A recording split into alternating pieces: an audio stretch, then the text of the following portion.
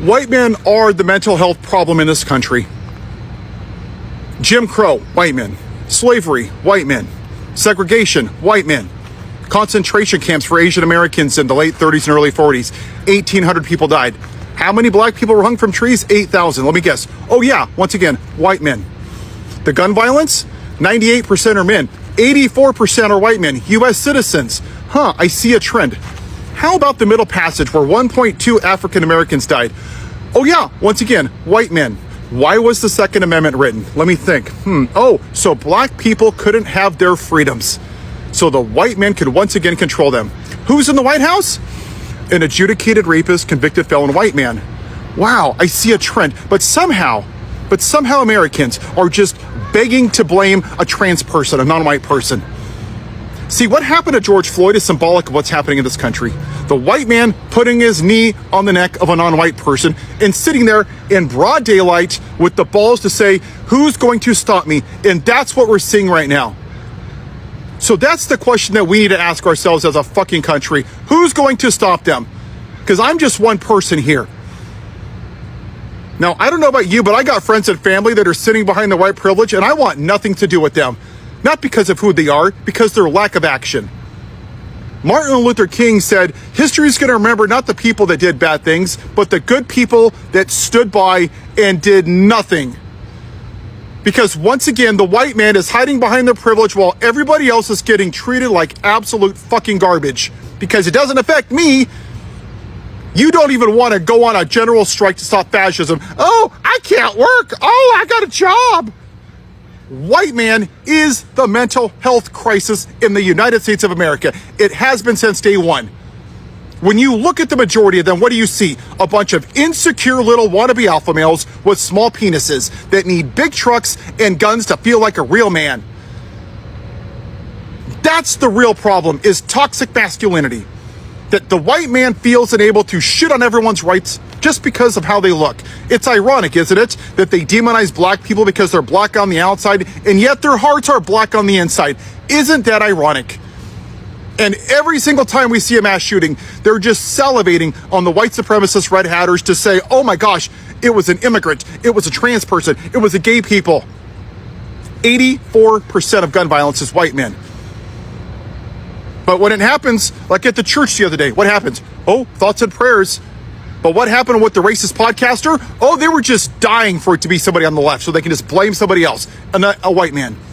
The Catholic, the church yesterday, a white man, a white man, a white man, a white man, a white man. Ahmaud Arbery, guess what? 3 white men that chased out a black guy. Breonna Taylor, oh, a white cop. Again, and again, and again, and again, and again. It's the same demographic. White men are the problem in this fucking country. And until we address the real mental health epidemic, which is white supremacy, built on white men controlling people, because that's how this country was designed. For 21-year-old land-owning white men to shit on everybody else. This country was designed to benefit my demographic, and that is not okay. That is the original sin of this country. And until we address it, we will never be a great country, and we haven't been a great country. And if you don't like that, then you can ship.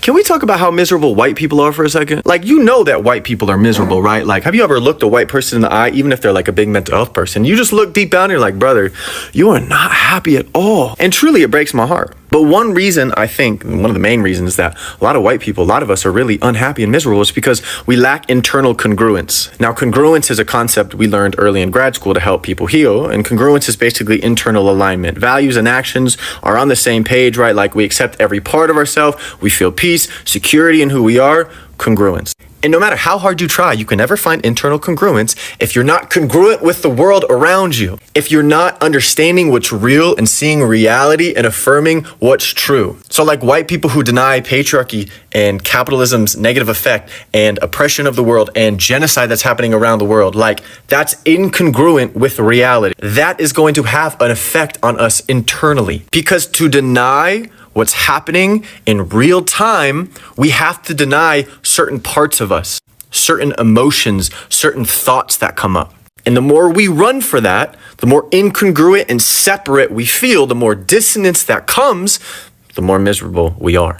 And a lot of times we're not actually dealing with our own pain and our own reality because we're all suffering under capitalism and white supremacy. Like, it affects us different ways in intersectionality, but like, it affects us white people too. You don't think a stormtrooper in the fucking Star Wars movies hates his life? You don't think he hates being bossed around all the time? You don't think poor white people living in the empire, like in a city walls, like in a Game of Thrones, like you don't think that they're miserable under it, even though they're not miserable the most? To be congruent inside, to not be miserable anymore, it takes accepting the realities of the world, seeing how those toxic systems affect us, and then moving to actually be congruent. Because deep down, humanity has goodness at its center.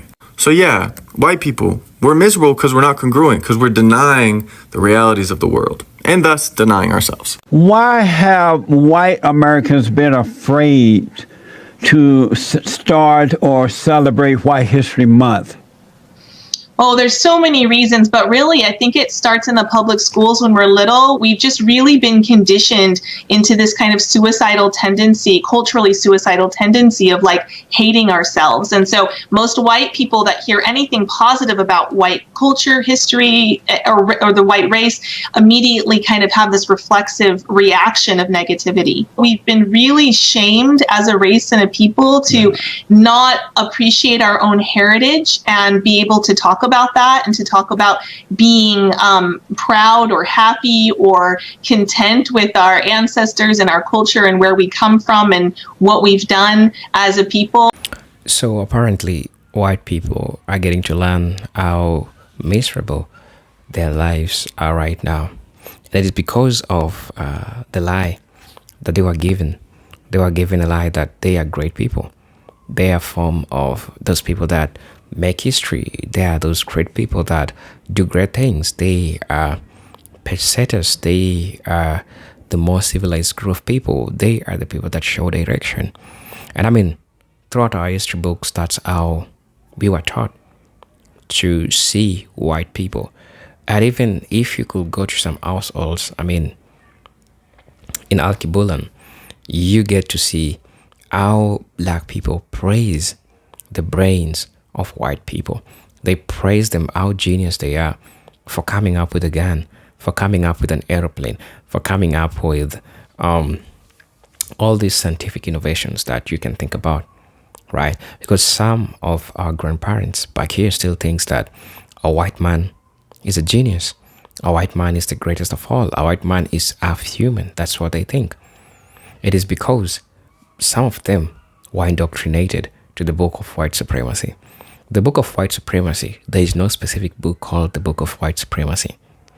What am I referring to? What I am referring to as the book of supremacy is the parts of history that we were all lied to. Some scholars call it revisionism or revisionistic history or historical revisionism, how you want to term it or call it. So you find this group of people coming from this place. But what if I told you that white people are not those people that people think they are? First fact is that they are the worst of civilization, because majority of things that people call them that they did great things are things that black people discovered. It is because of historical revisionism. People are not getting to have all this information real time as they are supposed to have. And white people themselves today, and from these videos you watched the introductory part of it, you get to understand that they're coming out and confessing all these things. They're coming out and confessing all these issues. So you can't tell me a person is learning how miserable he is and how the culture is and how bad the indoctrination is, and then we still have some people that still think that they're the most greatest, they're the most genius. There's a perfect example that I usually use. I'm usually talking about the Vikings. When you try to look at the lives of the Vikings, that will tell you that ain't nothing great about these people. Ain't nothing great that they ever did that black people did not do. The introduction of science, mathematics, and everything that we are seeing today was invented in Egypt. And what people did we have in Egypt? We had black people. And so, brothers and sisters, I don't want to say much on the introductory part of this video, but I want to let you watch the video so that we can all come and have a discussion in regards to these issues. So brothers and sisters, brace yourself for this video because it's so much educational. And these are a group of white people calling people out. And this video is purposefully for education only. So let's watch the video. I'll be back and then I'll be sharing my thoughts in regards to this. Watch the video. I'll be back. My hot take of today is that white people actually have a lot of generational trauma, and we've just like normalized it as supremacy. I actually think about this a lot because when I was in my process of like unlearning white supremacy and like the things that it made me believe about myself and like the world and that just made me miserable, I realized that like white people believe this on the regular, and it must make them like really tortured inside. Like the other day I made a video about how like growing up in a super white town kind of made me feel like I had to like perform like something inauthentic because I wasn't the norm, right? And this comment didn't really like make me mad or anything, like don't worry about it. I could really tell it was coming from a place of I genuinely do not know what's going on, but this white guy commented and he was like, you should just be yourself, that's not healthy. No, it's not healthy. I think the whole point is that it's not healthy because like when you're like conditioned to believe in a system where one type of person is supposed to be better than all the others, obviously to enforce that system, they're gonna like project everybody that is not that standard, everybody that's not white, they're gonna project self-hatred onto them because it exists within the person that is projecting it. What I'm basically trying to say is that white supremacy can't really exist without a little bit of self-hatred from the white supremacist because why would you feel the need to create a system that enforces that you are superior if you didn't somewhere deep down inside you fear that you weren't superior or that you weren't good enough? All that system really does at the end of the day is create an environment where certain people feel like they need to perform a certain level of perfection to be considered like human, right? But what that does at the end of the day is it removes any value from you if you aren't showing up as perfect. And I thought about this a lot in Sinners, where like that idea of like white supremacy, especially like shown through religion, is like the vampires don't have a soul, and they need the people that are creative, that like the black people that are making music, so that they can find their soul again. Why is that? Because white supremacy stripped them of their soul. And so the result of unlearning a system like that is being able to accept yourself when other people don't like you, or when the standards in place say that you don't deserve respect or things like that. But when you are following that system, you're bound to those rules. You're bound to like other people's opinions of you and like monetary value and things like that. All these things that like at the end of the day are probably going to disappear and will eventually change. You're bound to that as a way to define your worth in this system. And that is unhealthy. That's really unhealthy. But y'all stay safe. When someone says all white people are racist, they're not saying all white people are bad. They're saying all white people are subject to the sociological and psychological conditioning of society where racism is a fundamental systemic issue. They're saying all white people suffer from the sociological phenomenon of living in a world, in a country where racism, systemic racism, is a fundamental thing that makes that society exist. That means as white people, we have subconscious processes and behaviors that come out as a direct result of that. Behaviors that actively cause harm to other people, behaviors we need to become aware of, mindsets we need to work on. Hot take, but a lot of white people are not happy. I'm Kylie, and I grew up in a very conservative area. I wanted to say that a lot of white people genuinely live some of the most miserable and isolated lives that you could even imagine. I think there are 3 reasons for this. The first is that there is just a general idea of just hyper-individualism and hoarding of resources. A lot of them are extremely stingy, don't tip well, and also don't donate to local charities. They're very isolated, and what few friends they have, their connection is built upon shared bigotry, which is obviously not a strong connection. Number 2, a lot of white people feel a sense of emptiness. They have the job, the car, the career, the kids, the Bible, but they don't feel that sense of fulfillment. I think it's because the subliminal messaging that white people get from birth is that they're so much better than everybody else.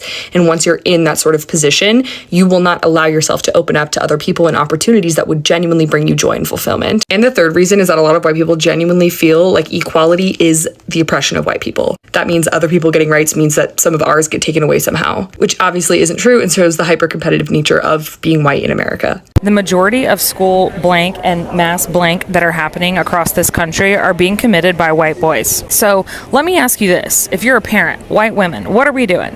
Because this year, in April, I got married, and in doing so, became a bonus mom of 2 beautiful little boys. And I have to tell you, every day we're combating messaging. Every day we're working on sharing emotions, expressing anger. We're working on things as parents to ensure that we are raising emotionally healthy, mature, communicative young men in the future. So I'm really concerned that that's not happening. What I'm understanding is that yes, this is 100% a pew-pew access to pew-pew problem, but as a culture, we are raising violent human beings. The overexposure and glorification of violence in our households has to stop.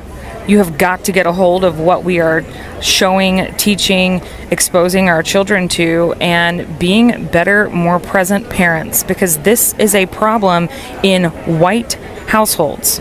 So if we are white parents, we have to do something about it. This is why people don't trust white people, because it is peak whiteness and colonizer behavior to demand civility for a man who denies others their humanity. That's the oppressor, and we do not need to sympathize or empathize with them. And don't get me wrong, because I long for a world where there is no violence in it. But until all of us are free, none of us are free. And violence is part of the equation because of the oppressor, not the oppressed. We need to understand that violence comes in many forms, and white people need to learn it most of all. And if none of that is enough to convince you, then how about the fact that Charlie Kirk said empathy is a made-up new age word that does harm, and that is the one directive of his that I am willing to honor. No more complaining about how hard it is to be a white guy. Do you understand how insulting that is? It's so hard to be a white guy right now. We just won the right to do what we want with our bodies 50 years ago, and it's being taken away from us today.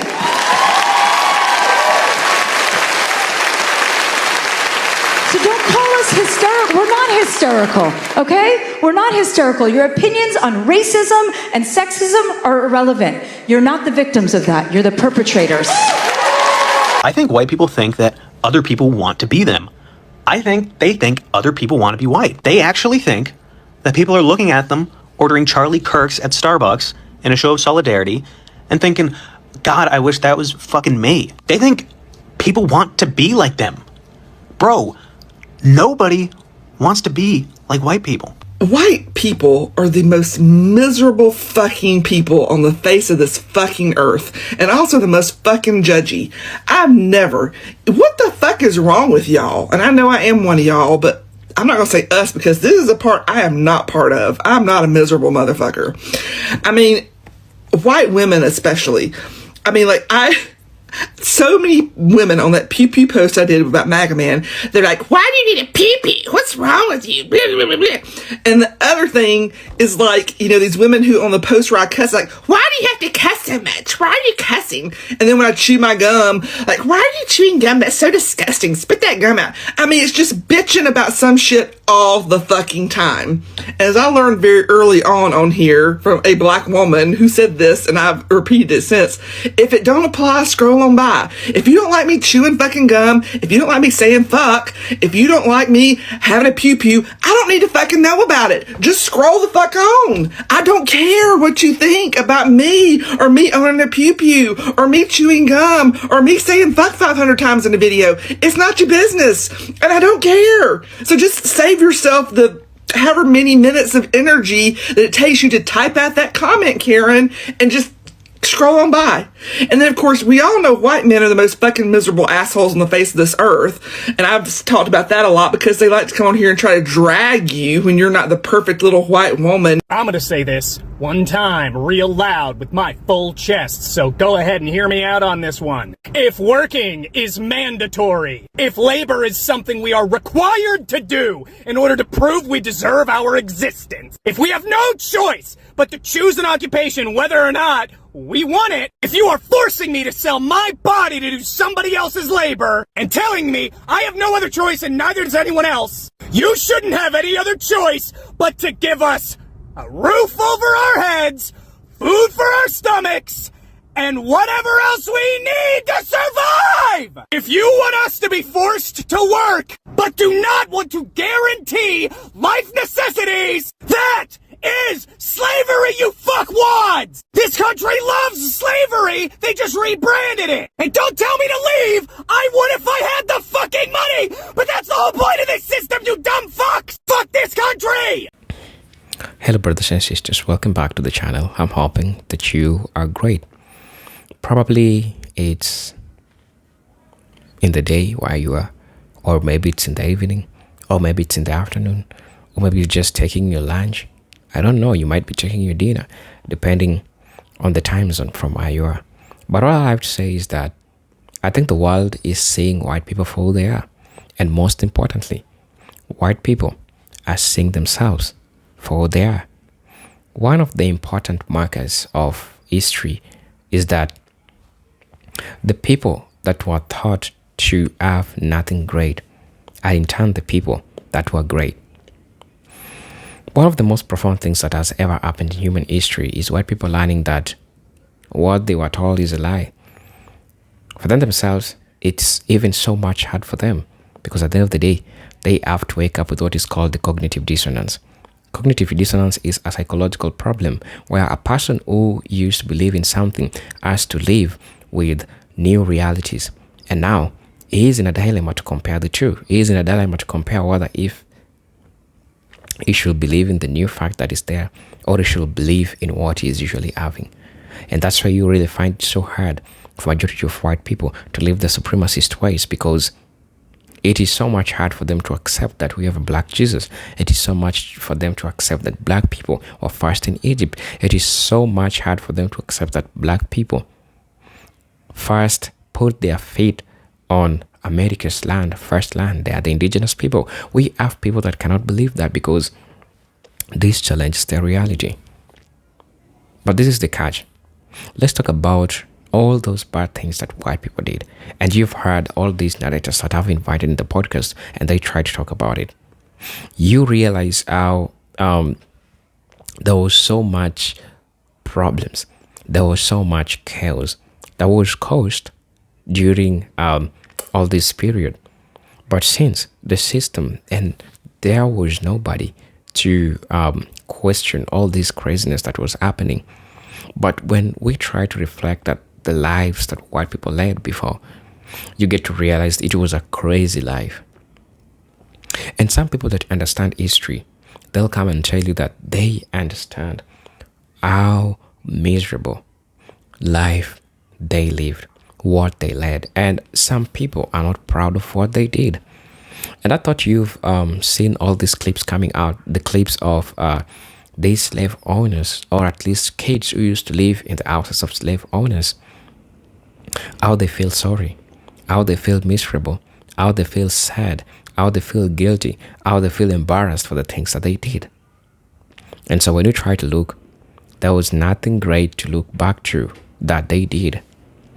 All the civilization that they were saying, including bringing the Bible to Africa, teaching people how to speak English and all those things, it was all in the way that it could benefit them. Remember, when people were taught English, it means that you had to leave your natural language, you had to leave ways that you used to do things, right? In as much as all these things that we had, and I'll recognize that because as a scholar, you need to understand that everything that comes as a good side and a bad side. As a scholar, I love to say that introduction of international language, that's English, has made us communicate with different people. And right now I'm speaking to majority of people that comes from different places. But again, all this needs a scrutiny, right? Because we were put all in this system, we were put to serve and to learn the language of the oppressor, right? I mean, and I've said it, as a scholar, you need to recognize the fact that we have advantages of all this and what it comes with, right? And I mean, it is what it is at the end of the day, right? But we need to try, recall, reflect, and see what really and who are really white people. There is a lie that they were sold to, and the lie was whiteness, and the whiteness was greatness. And greatness, it meant power, it meant leadership, it meant push corporal punishment to black people. Make them work for you for no wage or low wage. Make them always wake up. Let them sell all their dreams, their lives into your life. Let them work for you forever. Deny them education. Right? Use their blood. Use their sweat in a way that could benefit you. I mean, we have seen all these things happen. But at the end of the day, true history reveals what and who were really white people. And I think it's imperative that we all get to learn, because most of the things that we were taught about them from a revisionist history part of view, all it was a lie. You sitting down in a classroom learning European history instead of learning how black people are great. Instead of putting black scholars, putting black authors in all these texts so that we can get to have a perspective of the story, so that we can have a perspective of reality. All that happened was sad and was a lie. And we came to learn from the lie. And so, brothers and sisters, please let me know what you think and feel about this video. As you know, I'm your host and presenter Agent Stories. But until then, let me see you in my next video. Peace, love, and harmony.